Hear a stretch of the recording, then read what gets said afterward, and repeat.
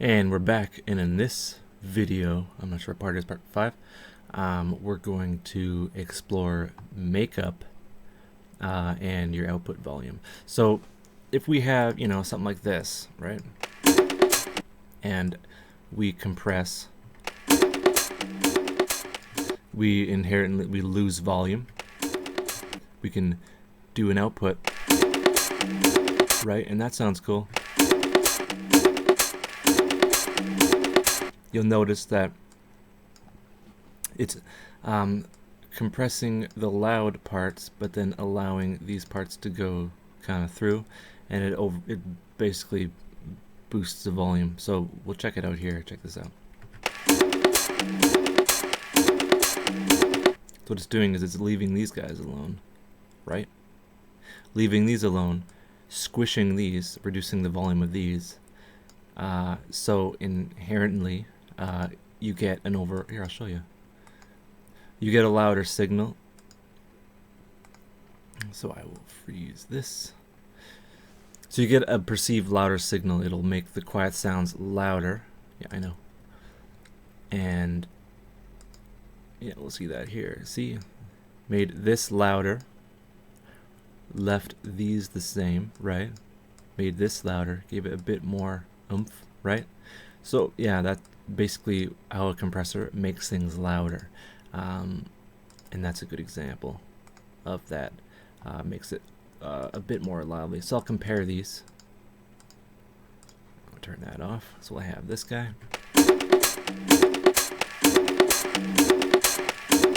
Right, squishes it. We didn't play around with the ratio or the attack or anything like that, and that's fine.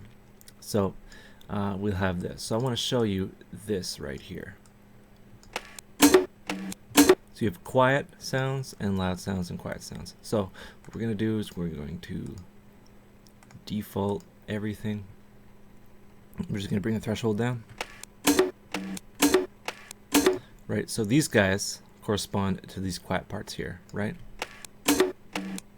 Right, I could boost the volume, but that's not going to do anything for this example. So we'll have our makeup, so we'll click this button, and what this does is every time you see this yellow line go down, it automatically compensates by boosting the output. So we're effectively squishing everything together, and I'll show you that right now. So without makeup and then with makeup.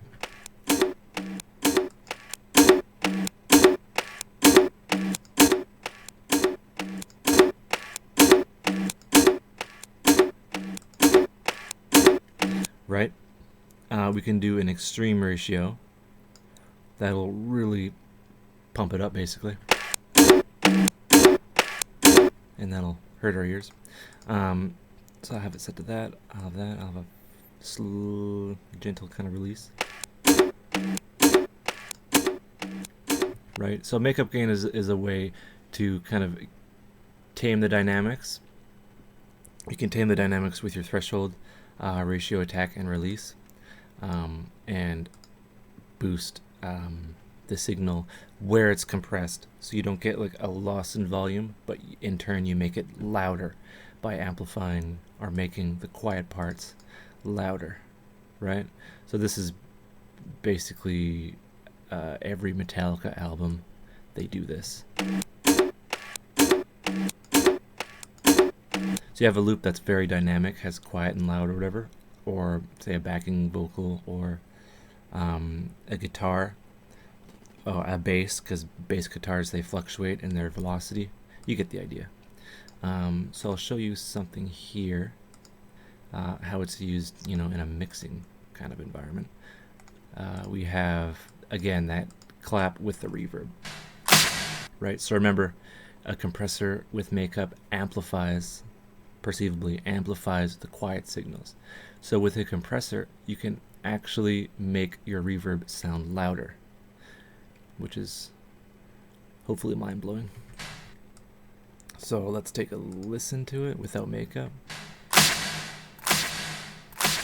Right, so we are compressing all this. I'll move the attack up just for example.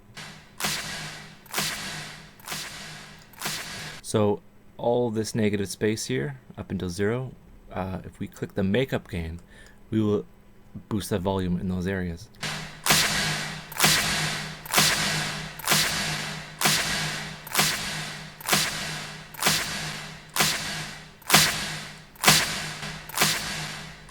Right, and we can preserve a bit of the initial transient of that clap.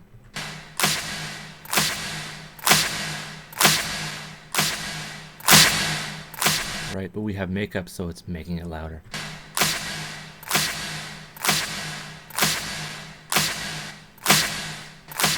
Right, that's an extreme example, but it's just showing what how powerful a compressor can be to actually bring out something, an underlying ambient of the effect. You know, this could be used on, say, a snare, bringing out the room that the snare is in, as opposed to like boosting the snare. So it's an interesting tool. And for beginners, yeah, there's basically, think of it as 2 compression modes: makeup and then no makeup. So this would be kind of taming it, making it sit well in your mix. But if you really want to drive something, make it aggressive, then go to the races.